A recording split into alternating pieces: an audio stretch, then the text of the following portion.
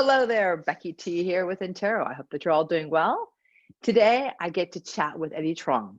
He's from the SVO, the Silicon Valley Organization, or what used to be known as the San Jose Chamber of Commerce. Eddie is the Director of Government and Community Relations. How you doing today, Eddie? I'm doing really well. Thanks, Becky. Good. It's nice to see you. So before we get into detail of what you do for the SVO, tell us a little bit about yourself. What do you like to do in your spare time? Yeah, well, first of all, I just want to thank you, Becky. Thanks so much for inviting me to participate in this session and for this interview. I'm very glad to be here, and I'm really excited to share, my background and what I love about San Jose and our community. What I like to do for fun, well, recently that has changed a lot since shelter in place. And, I'll say today, what I really like to do for fun is just having a quiet space to just sit outside. It's the simple Mhm. things now, and just being able to listen to good music and occasionally play some very good video games and our computer games. I'm a very casual gamer, and so I play some high-end games on my PC or others, but not too often. Before COVID, I really loved to travel. That was a really big hobby of mine.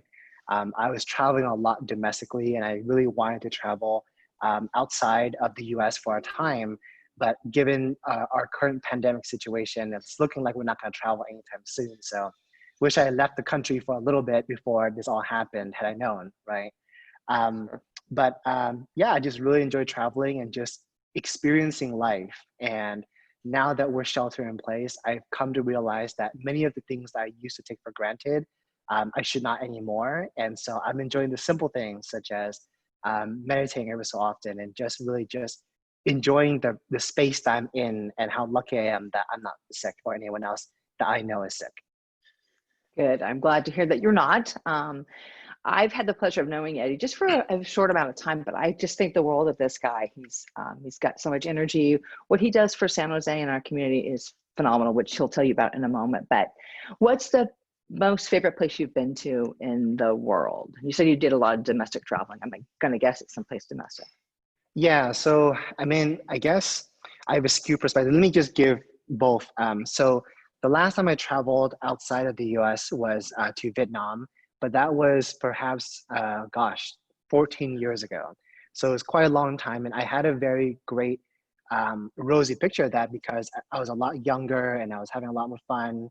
And I feel like if I were to be able to go again today, my Vietnamese language has improved a lot, and Mhm. so I think I would enjoy a lot more if I were able to visit at my current age. Um, but domestically, I say honestly, my favorite place to visit so far, gosh, I can't really narrow it down to two places, but let's just say Nashville was a really fun place for me. I really enjoyed the I guess the party culture and the outgoing culture that is in that city and how vibrant it is and how friendly the residents are. And my second choice would be Seattle. I just enjoy the food scene there so much and the really creative culture that is there. It's so much character and something that I really wish that if I could just take the vibrancy and the character back to San Jose, I would. I think you're on your way to bring that back here. I'll try. We'll see. I love Seattle as well. It is a great city. I've never had the opportunity as yet to go to Nashville, but that's definitely a place that I want to go to. So good for you. Both great cities, I know. So okay, so let's tell the audience what you do for the SVO. What's your role Yeah. So, there? yeah. Thank you, Becky. So the SBO, we're the region's Chamber of Commerce. We represent about 1,200 businesses in the region. My role as the Director of Government Relations is really threefold. On the one hand, whenever there's a business that is being targeted by legislation or government regulations, I'm the first one that you can call to help with making sure those regulations don't impact your ability to do business in the private sector. Um, there's a lot of different policies that you may have heard in the news. Rent control, which is essentially a price cap on what landlords and property owners can charge on their Mhm. properties, or even something as minor as how fees and taxes are assessed to businesses or property taxes. Um, those are some of the issues that I engage with all the time. Whenever businesses are targeted, I'm always the first to engage locally here in San Jose and in the region. The second thing I do is political action. So I spend a lot of time fundraising and helping candidates who understand the importance of a pro-jobs, pro-housing agenda for the future growth of our city, and really helping them get elected so that they can make the right decisions to bring good paying middle-class jobs to San Jose, and to make sure that we have affordable housing, a good quality of life, sufficient public safety, and that we can all really just have a great, vibrant culture in our San Jose. Just a great place to live, work, play, and do business. And so that's really the second thing that I do. And the third thing that I do that not a lot of people are aware of, because you can imagine that when I do public policy, legislation, and political action, that has a lot of visibility and it gets a lot of people energized about the issues. But the third thing that I do that I think is just equally as important, if not one of my passion projects, is that I oversee the workforce development division of SVO's foundation, which is our 501c3 nonprofit. And in that role, I help facilitate students in gang hotspots and in high poverty neighborhoods get access to paid internships and other types of connections to industry to make sure that these students are able to access good paying jobs, especially since they really need it and there's such a big opportunity gap for them. This summer, I was very pleased to work with my team to place about 60 students from East San Jose into virtual internships. And some of the best companies that we know of, like Cisco and a few other companies, have hosted those interns. And I can truly say that it's been a life-changing experience for them. And it really warms my heart every time we get industry involved to make sure that our students have access to good paying jobs. Wow, that's fantastic. 60 young people going out there virtually in the workforce for internships. That's great. Yeah, and Great work. I will say that in years past, we used to place 150 to 200 students in live internships. But given this pandemic, it was very difficult to pivot and shift. And so we tried very hard to get our business partners to provide virtual internships. And understandably, not everybody could provide that, but for those who could, I think we still had an impact. And it was great that this program didn't disappear because of the pandemic and the uncertainty of being able to do business because of the economic shutdown. Right. Are you still looking for sponsorships from companies at this point, or is that? Absolutely. So because we couldn't do as many placements this summer, we're looking into do a year-round program. So there will be a fall cohort of students that are going to be looking for these job opportunities, and really would be grateful for any business that wants to host an intern in the fall or the spring semester of next year. Great. And the reason I asked is there any businesses out there or people that are watching that work for one of the larger corporations, or actually any business, please contact Eddie. He'll give you his contact information towards the end of the video, but that would be a great resource, hopefully, for you. To go back to when I asked you in your spare time, after with those 3 items that you told me what you do for the SVO, I don't think you have any spare time. Yeah, I think you're right, Becky, because if you haven't known, it's an election year right now. And yes, I do. Pretty much for my role, I'm working overtime all the time to make sure that we really have a big impact in our community. So yeah, you're right, but thanks for recognizing that. So how did you get into this? Why did you choose this profession? You can clearly see that you have a passion for it, but tell us why you got into it. That's a great question, Becky. It's kind of a long story, so bear with me. I didn't initially want to get into politics. I wasn't really quite sure about what I wanted to do for my career. And this is a problem with our college and university systems, or schools in general, which is that we're not sufficiently preparing students for what actual jobs and careers look like. And not a lot of youth understand what that's like. So I was a product of that system, a product of the public school system, and not really understanding what jobs were out there. And early on, I felt tremendous pressure from my Vietnamese parents, who really wanted me to be a doctor or some kind of a lawyer. It's a very common experience that many Asian American youth who have very high performing parents with high expectations and a lot of pressure. And so when I went to college, I went to UC Davis. The first major I chose was nothing related to politics, but I chose a major that I thought would please my parents. And so I chose biomedical engineering because it had biology, medical, and engineering all wrapped into one. And it sounded really good.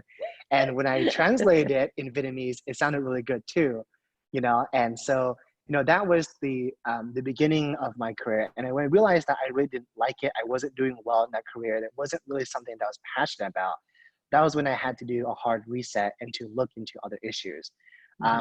And eventually I graduated with a degree in Asian American Studies, which is really about social sciences and critical thinking about issues of systemic racism.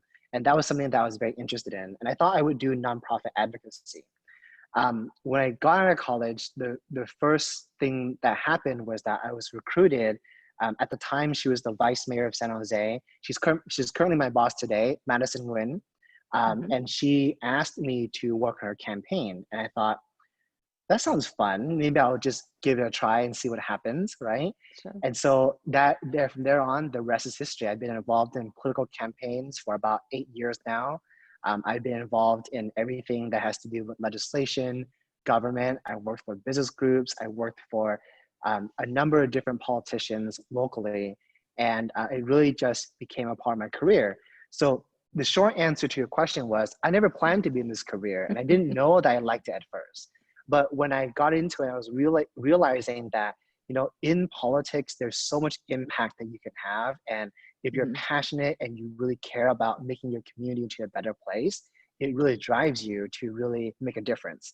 And so I've been in that career ever since, and I'm just loving every single minute of it. And you can tell. Yeah, you could just see it. It's so nice to hear that you want to make a difference in the community. And you know, Becky, just one more are. point. Just one more point I just want to add is that, you know, there was a quote or some old saying I heard over and over again that's kind of become a cliche, but it's so true, which is that when you find your passion and something you really like doing, it doesn't ever feel like work, right? and you know, that's why, Becky, you mentioned that I work overtime. That's true, but I'm having fun and I'm having a great deal of fun and energy and just really enjoying what I do. And so, yes, I work overtime, sometimes 100 hours a week, but it just doesn't feel like you know, it doesn't drag me down at all. And I just feel like I'm loving every single moment of it.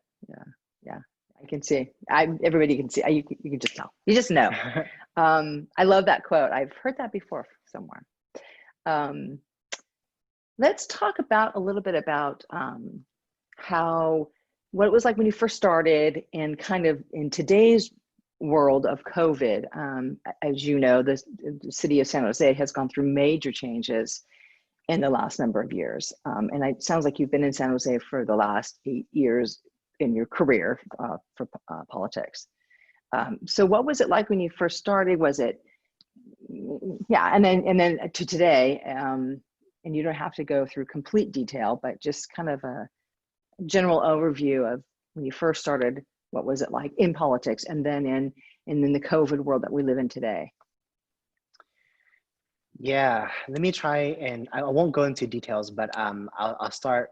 So when I started, that was in 2013 and 2014, and we were just starting to really recover from the Great Recession of 2007, 2008.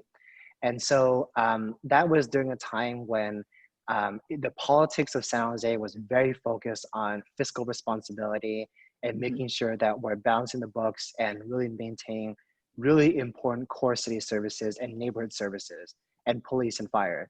And so the issues, it's funny now because it feels like every election cycle, new issues come and go, but it doesn't mean that the old issues suddenly disappeared. It just doesn't have the same attention that it used to, right? Right. And so in 2016, affordable housing became a very big issue, affordable housing and transportation. Voters were very upset that people, particularly seniors, were being priced out of their homes and that they're not being able to find ways to continue living here. And the cost of living in Silicon Valley continues to skyrocket. And that was a very big issue in 2016, 2017, and even into 2018 as well. Residents were very upset about potholes not being fixed and the city of San Jose just not ever having enough money to maintain our roads. And so, you know, understandably, the frustration continues to grow. Um, Other issues, for example, is that we have a very big jobs in housing balance. We have a lot of jobs north of San Jose, up the peninsula, and we are a bedroom community in San Jose. The natural effect of that is that you're going to have several hundred thousands of people traveling up north to go to work, and then same thing to travel down south to go back home. And Right. traffic is always a nightmare, and that's something that for many decades we have not found a solution for. Mhm. Um, and I guess it goes without saying that this year COVID is the number one issue today, and I guess Right. COVID has fixed our traffic problems for now, right? Um, Yeah. so you know, I think that's at the high level of the issues, and what's really engaging about politics is the issues are always different, and I'm always Mhm. learning something new. But I want to go back to my earlier point, which is that just because this is the flavor of the month or flavor of the year for a particular issue, it doesn't mean that we don't have fiscal challenges, or we don't have that the potholes suddenly disappeared, or that housing prices suddenly went down, right? Mhm. It's just that our attention and what the media can print is limited and finite in any given moment. And so being able to have a full depth of those issues over the many years, I think has been a great experience, and something that I see shifting quite often. So. Mhm. Mhm. Right. Speaking of shifting, this is a random question, but what are some of your uh, who are some of your political role models that you look up to? It could be local, it could be international, it could be anybody, anybody's you Yeah, so choose. I'll give two answers for that. When I was younger and before I entered politics, my role model was President Barack Obama. He was so elegant, so dignified, and someone who I really saw was a true leader during times of crisis. But now today, I actually look to my local leaders a lot more, because I've started to realize that while most citizens understand that the presidency is important, the presidency doesn't matter as much as one would think it does. It's actually the local races that matter the most in terms of the impact they have on your day-to-day life. You know, Mhm. most people don't realize that all of our garbage and sewer systems are handled by the city.